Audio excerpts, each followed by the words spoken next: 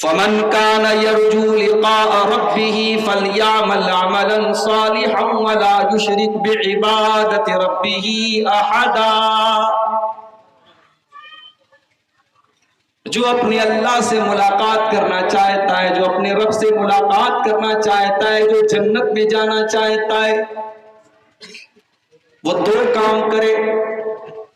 پہلا کام یہ کرے فَلْيَعْمَلْ عَمَلًا صَالِحًا، کہ وہ جو بھی عمل کرے وہ نیک عمل کرے.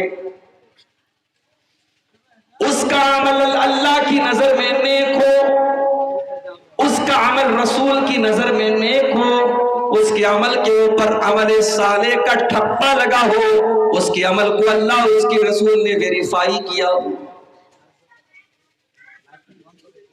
نوٹ بندی ہو گئی، ملک کے وزیر اعظم نے ٹیلی ویژن پر آ کر کے اعلان کیا کہ 500 کے اور 1000 کے نوٹ اب بند کر دیے جاتے ہیں. پورے ہندوستان میں ہڑکم مچ گیا. اس وقت میرا پروگرام تھا کشن گنج میں. لوگ پریشان ہو گئے کہ یہ پرانے نوٹوں کا ہم کیا کریں گے. مودی جی نے اعلان کر دیا کہ پرانے نوٹ ردی کے ٹکڑے مانے جائیں گے. آج سے سرکار ان کو بین کر دی ہے، ان کی کوئی قیمت نہیں ہوگی. سرکار نے 2000 کے نئے نوٹ نکالے، 500 کے نئے نوٹ نکالے. 2000 کا نوٹ اور 500 کا جو نیا نوٹ تھا وہ دیکھنے میں اور کوالٹی میں پہلے کے 500 اور 1000 کی نوٹ سے اچھا نہیں ہے. پہلے کے 1000 کا اور 500 کا نوٹ اور مضبوط لگتا ہے اور خوبصورت لگتا ہے اور اچھا لگتا ہے. مگر چونکہ اس نوٹ کو ہمیں انڈیا کے اندر چلانا ہے، اگر انڈیا کی گورنمنٹ نے یہ کہہ دیا کہ یہ نوٹ نہیں چلے گا، اس کا کاغذ بھی اچھا ہے، اس کا ڈیزائن بھی اچھا ہے، وہ کڑا بھی ہے، وہ مضبوط بھی ہے، مگر گورنمنٹ نے اگر سگنیچر کر دیا، اگر گورنمنٹ نے اعلان کر دیا کہ یہ نوٹ نہیں چلے گا، تو اس کو کسی دنیا، اسے ہندوستان میں ہم کہیں پر بھی نہیں چلا سکتے.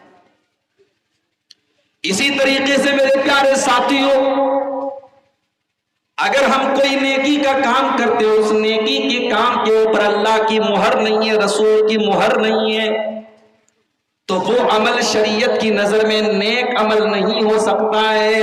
وہ دیکھنے میں جتنا بھی اچھا لگ رہا ہو لیکن وہ نیک عمل نہیں ہو سکتا ہے.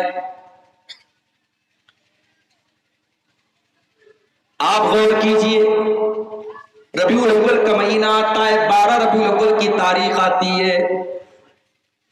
ہندوستان کے بہت سارے شہروں میں جلوس نکالا جاتا ہے، بڑے بڑے ڈی جے کے ساؤنڈ بجتے ہیں اور نوجوان ٹوپی لگا لگا کر کے اللہ کے نبی کی تعریف میں نعتیں پڑھ رہا ہے.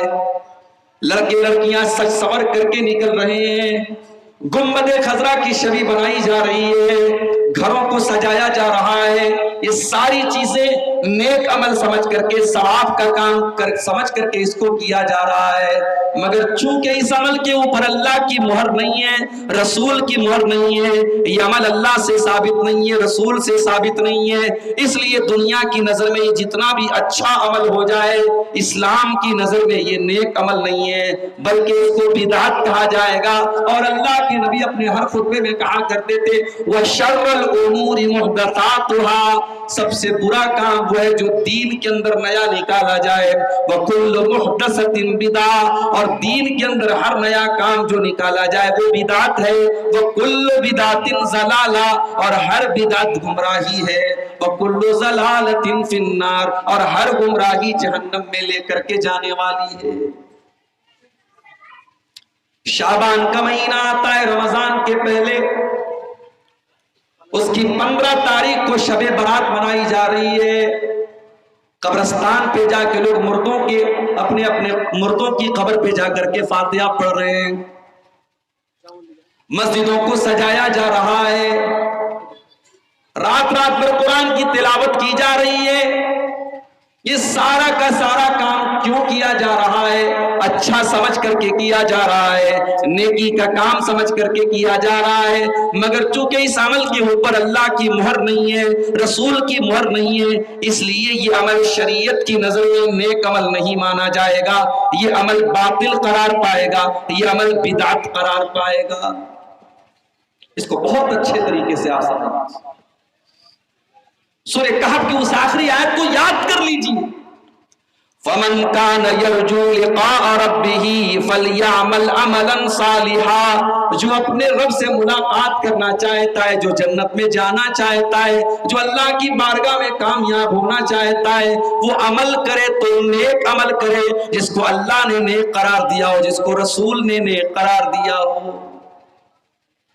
ہمارے بہت سارے بھائی بہت سارے غلط کام اور بدعات کے کام کرتے ہیں اور یہ سمجھتے ہیں کہ وہ نیک عمل کر رہے ہیں، لیکن اللہ کی قسم جس عمل کو اللہ اور اس کے رسول نے نیک عمل نہیں قرار دیا اور ہم اس کو نیکی سمجھ کر کے کر رہے ہیں، وہ عمل کل قیامت کے دن ہمارے لیے مصیبت بن جائے گا۔ اس لیے کہ اللہ کے نبی فرماتے ہیں من عمل عملا لیس علیہ امرنا فہو رد، جس نے کوئی ایسا عمل کیا جس عمل کے اوپر ہم نے کوئی حکم نہیں دیا تھا تو وہ عمل مردود ہو جائے گا، وہ عمل کرنے والے کے منہ پر مار دیا جائے گا۔ فرض نماز آپ پڑھتے ہیں، فرض نماز کے بعد ہاتھ اٹھا کے دعا کرنے کا مسئلہ بہت پوچھا جاتا ہے۔ بنگال میں آج بھی بہت ساری اہل حدیث مسجدوں میں امام صاحب ہاتھ اٹھا کے دعا کر رہے ہیں، پیچھے مقتدی بھی ہاتھ اٹھا کے دعا کر رہے ہیں۔ میرے پیارے ساتھیوں، اللہ کے نبی کی نماز کا پورا طریقہ ہم کو حدیثوں کے اندر ملتا ہے۔ آپ کہاں پر ہاتھ باندھتے تھے یہ بھی حدیثوں کے اندر ذکر کیا گیا ہے۔ آپ جب رفع یدین کرتے تھے تو آپ کا ہاتھ کتنا اٹھتا تھا یہ بھی حدیثوں کے اندر موجود ہے۔ آپ رکوع میں جاتے تھے تو آپ کی پیٹھ کا لیول کیا ہوتا تھا یہ بھی حدیثوں کے اندر بیان کیا گیا ہے۔ آپ کا سر کہاں ہوتا تھا یہ بھی بیان کیا گیا ہے۔ آپ سجدے میں جاتے تھے تو آپ کے بدن کے کتنے اعضاء زمین پر رہتے تھے یہ بھی حدیثوں کے اندر بتایا گیا ہے۔ آپ کی کہنی آپ کے بغل سے کتنی دور رہتی تھی یہ بھی حدیثوں کے اندر بتایا گیا ہے۔ آپ تحیات میں بیٹھتے تھے تو آپ کی انگلی حرکت کرتی تھی یا نہیں کرتی تھی، آپ اپنی انگلی کو کب اٹھاتے تھے کب نہیں اٹھاتے تھے یہ بھی حدیثوں کے اندر بیان کیا گیا ہے۔ مگر پوری دنیا میں کوئی ایک بھی صحیح حدیث ایسی نہیں ہے کہ اللہ کے نبی نے فجر کی نماز پڑھائی ہو، ظہر کی نماز پڑھائی ہو، عصر کی نماز پڑھائی ہو اور آپ نے ہاتھ اٹھا کے دعا کی ہو اور صحابہ نے بھی اپنے اپنے ہاتھ اٹھا کے ساتھ میں دعا کیا۔ یہ اجتماعی دعا کرنا ظاہر ہے کہ یہ شکل اللہ اور اس کے رسول سے ثابت نہیں ہے، لہٰذا یہ بھی بدعت کی کیٹیگری میں ہے۔ اور بدعت کرنے والا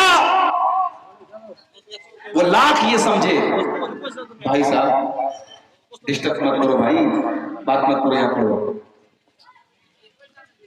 بدعت کرنے والا جتنا بھی اس عمل کو نیکی کا کام سمجھ کر کے کرے، کل قیامت کے دن اس کو سمجھ میں آئے گا کہ میں نے تو اس کو نیکی کا کام سمجھ کر کے کیا تھا مگر آج یہ میرے حق میں مصیبت بن گیا، میرے گلے کی ہڈی بن گیا۔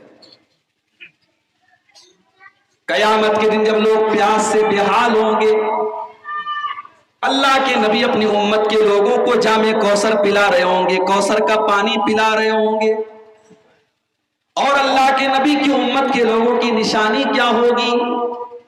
غور سے سن لو ارریا والو، بھٹا باڑی والو، اللہ کے نبی کی امت کی نشانی یہ نہیں ہوگی کہ وہ لنگی پہننے والے ہوں گے، وہ ٹوپی لگانے والے ہوں گے، ان کی یہ پہچان بھی نہیں ہوگی کہ ان کا نام اسلامی ٹائپ کا نام ہوگا، ان کی یہ پہچان بھی نہیں ہوگی کہ وہ گوشت کھانے والے ہوں گے، بلکہ اللہ کے نبی کی امت کے لوگوں کی پہچان یہ ہوگی کہ ان کے اعضائے وضو چمک رہے ہوں گے، وہ دنیا سے وضو کر کے اور نماز وہ دنیا میں وضو کرتے ہوں گے اور نماز پڑھتے ہوں گے، اور وضو میں جن جن چیزوں کو وہ دھویا کرتے تھے وہ ساری کی ساری چیزیں لائٹ کی طرح چمکیں گی، ان کا چہرہ چمکے گا، ان کا ہاتھ چمکے گا، ان کی کہنیاں چمکیں گی، ان کے پورے اعضائے وضو چمکیں گے، اور یہ چمک ہی ان کی پہچان ہوگی کہ اللہ کے نبی کی امت کے لوگ ہیں۔ اب جو بیچارہ نماز ہی نہیں پڑھتا وہ کس منہ سے کہے گا قیامت کے دن کہ میں اللہ کے نبی کو ہوں؟ یہ پاسپورٹ ہوگا قیامت کے دن۔ جیسے اگر آپ کو انڈیا سے بنگلہ دیش جانا ہو، انڈیا سے سعودی عرب جانا ہو تو بغیر پاسپورٹ کے آپ نہیں جا سکتے، وہ پاسپورٹ آپ کی پہچان ہوتا ہے، پاسپورٹ آپ کو آگے جانے کا ایک ذریعہ ہوتا ہے۔ اللہ کے نبی کوثر کا جام پلا رہے ہوں گے، اور گیٹ پر وہاں انٹری آپ کو تب ملے گی جب آپ کے پاس وضو کا پاسپورٹ ہوگا، آپ کے پاس نماز کا پاسپورٹ۔ اللہ کے نبی اپنی امت کے لوگوں کو جام کوثر پلا رہے ہوں گے، اتنے میں کچھ لوگ آئیں گے، اللہ کے نبی ان کو بھی کوثر کا پانی، اور کوثر کا پانی کیسا ہوگا؟ حدیث میں اللہ کے نبی فرماتے من شرب منہ لا یظما بعدہ ابدا، جو کوثر کا پانی ایک بار پی لے گا اس کے بعد اس کو کبھی پیاس نہیں لگے گی۔ اللہ کے پیارے نبی اپنے امتیوں کو جام کوثر پلانے کی کوشش کر رہے ہوں گے کہ فرشتے آ کر کے روک دیں گے، اے اللہ کے نبی آپ ان کو پانی نہیں پلا سکتے؟ اللہ کے نبی سوال کریں گے کیوں نہیں پلا سکتا؟ ان کا جرم کیا ہے، ان کی غلطی کیا ہے، انہوں نے کیا ایسا کام کیا ہے کہ میں ان کو جام کوثر نہیں پلا سکتا؟ فرشتے جواب دیں گے انک لا تدری ما احدثوا بعدک، اے اللہ کے نبی آپ نہیں جانتے انہوں نے آپ کے بعد دین کے اندر کون کون سے نئے نئے کام کیے۔